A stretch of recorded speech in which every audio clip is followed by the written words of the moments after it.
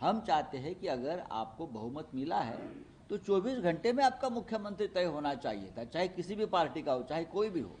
लेकिन मोदी और शाह जी को और उनके नेताओं को, पार्टी के मुख्यमंत्री तय करने में इतनी कठिनाई क्या है, यह हमारी जनता जानना चाहती है। एकनाथ शिंदे ने कल एक स्टेप बैक लेते हुए ये कहा कि मोदी शाह जो कहेंगे वो और मंजूर है डिसीजन। और क्या कर और वो क्या कर सकते हैं, उनके सामने कौन सा विकल्प था, आप मुझे बता सकते हैं? देखिए, ये बहुत ही दुर्भाग्यपूर्ण है। वो बाला साहेब ठाकरे जी का नाम लेते हैं, शिवसेना नाम से राजनीति करते हैं, लेकिन उसके भविष्य का फैसला दिल्ली से होता है। बाला साहेब ठाकरे जी की शिवसेना का भविष्य कभी दिल्ली में तय नहीं हुआ, मुंबई में तय हुआ है। हम कभी दिल्ली में नहीं गए। अटल जी थे, अडवाणी जी थे, और भी नेता थे। कभी हम दिल्ली में जाकर शिवसेना के बारे में फैसला कीजिए, इस ऐसे हम कभी उनके सामने गिड़गिड़ाए नहीं। जो निर्णय लेना था हमने ले, आज भी हम लेते हैं। जो उद्धव ठाकरे जी की लीडरशिप में शिवसेना है, हमारा निर्णय हम लेते हैं, हम दूसरे के ऊपर नहीं छोड़ते। सर एक प्रश्न सामने आ रही है कि कई एमएलए नाराज है और उनका ये मानना है कि अब उन्हें शिवसेना को, आपकी शिवसेना को नहीं रहना चाहिए, एनडीए के साथ अलग हो जाना चाहिए। ये जो खबरें हैं उसमें कोई तथ्य नहीं है।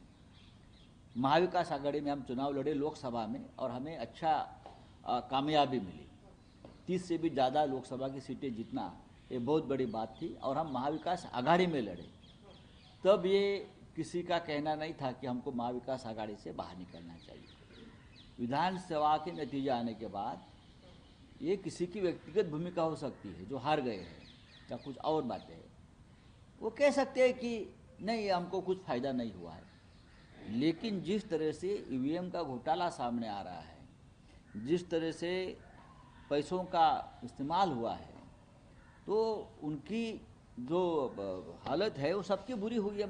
कांग्रेस को भी उसका धक्का बैठा है, एनसीपी को बैठा है, पवार साहब जैसे बड़े नेता को, हमको भी बैठा है।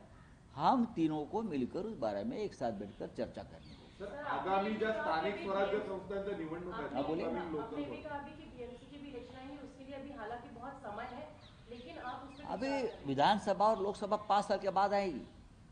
5 साल है, बहुत समय है।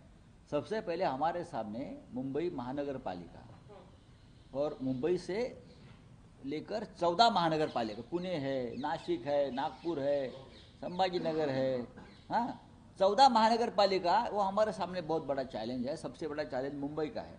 हम उस बारे में सोच रहे हैं कि हमको मुंबई में लड़ना है अब, और किस प्रकार से लड़ना है। सर, तुम्ही एमव्हीए म्हणूनच लढणार का स्थानिक स्वराज्य संस्थांच्या निवडणुका महाविकास?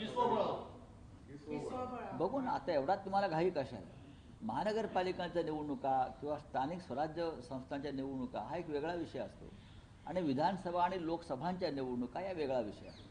तुम्ही म्हणताय ईव्हीएम सुषमांद्वारे म्हणतायत आम्ही बहिष्कार घालू, महाविकास आघाडी बहिष्कार घालेल कशावर?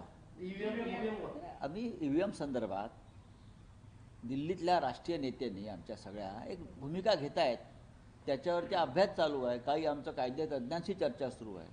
त्यानंतर आम्हाला काय करायचं ते आम्ही पाहू। देवेंद्र फडणवीस ये मुख्यमंत्री के रेस में फ्रंट रनर है, आप इसको किस तरह से देखते हैं? देखिए, देवेंद्र, बात ऐसी है कि महायुति के पास इतना बहुमत है कि वो किसी को भी मुख्यमंत्री बना सकते हैं। देवेंद्र फडणवीस रियल में एक दावेदार है, क्योंकि 5 साल जिस तरह से, खास करके 3 साल एकनाथ शिंदे के जूनियर होने के बावजूद उनके हाथ के नीचे काम करना पड़ा, और उनकी लीडरशिप में ही इतनी सीटें मिली है, ऐसा मैं मानता हूँ महाराष्ट्र में। तो ज़रूर उनके कार्यकर्ता का आग्रह होगा, उनके पार्टी के जो प्रमुख लोग हैं वो भी चाहते होंगे कि देवेंद्र जी को मुख्यमंत्री बनना चाहिए, लेकिन निर्णय लेने का अधिकार उनके पार्टी में जो होता है वो दिल्ली में होता है। अब वो क्या निर्णय लेता है वो पता चलना। लेकिन अभी तक 7-8 दिन हो गए, इतना भारी बहुमत होने के बावजूद भी महाराष्ट्र जैसे बड़े राज्यों को मुख्यमंत्री नहीं मिल पाया है। 26 तारीख को विधानसभा की मुदत खत्म हो गई है, समय खत्म हो गया है, विधानसभा बर्खास्त है। अगर हम होते सरकार बनाने के लिए इस बार, तो 26 तारीख तक सरकार नहीं बनाई, इसलिए महाराष्ट्र में राष्ट्रपति शासन लगा देते ये लोग। लेकिन आराम से चल रहा है उनका, उनकी सरकार है, उनके हाथ में कानून है, गृह मंत्रालय है।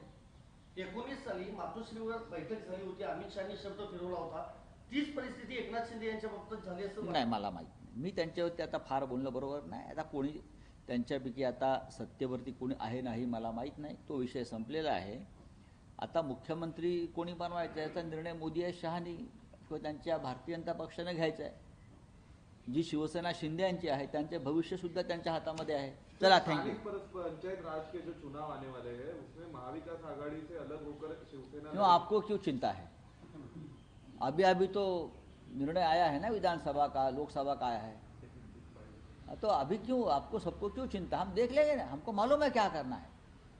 मुंबई महानगर पालिका और 14 महानगर पालिका में क्या निर्णय लेना है उस बारे में महाविकास आघाड़ी के सभी नेता निर्णय लेने में सक्षम है. सर बस एक आखिरी सवाल, अब इस रिजल्ट के बाद क्या ऐसा, मतलब रिपोर्ट्स कह रही हैं कि जो बीजेपी के एलाइज हैं वो उनके लिए एक बैगेज बन गए एनसीपी और शिवसेना, तो आप इस पे क्या कहेंगे? नहीं, ऐसा मुझे नहीं लगता है कौन किसी को बैगेज बनता है. महायुति है उनकी, एक साथ चुनाव लड़ा है, तो कुछ समय निकालेंगे उनके साथ, बाद में उनकी पार्टी तोड़ देंगे. उनकी पार्टी तोड़ देंगे. जो बैगेज बोलते हो ना, बैगेज पूरा तोड़कर अपने साथ लेकर आएंगे. Thank you. न्यूज नेशन अब व्हाट्सएप पर खबरों के ताजा अपडेट के लिए न्यूज नेशन के इस QR कोड को स्कैन करें.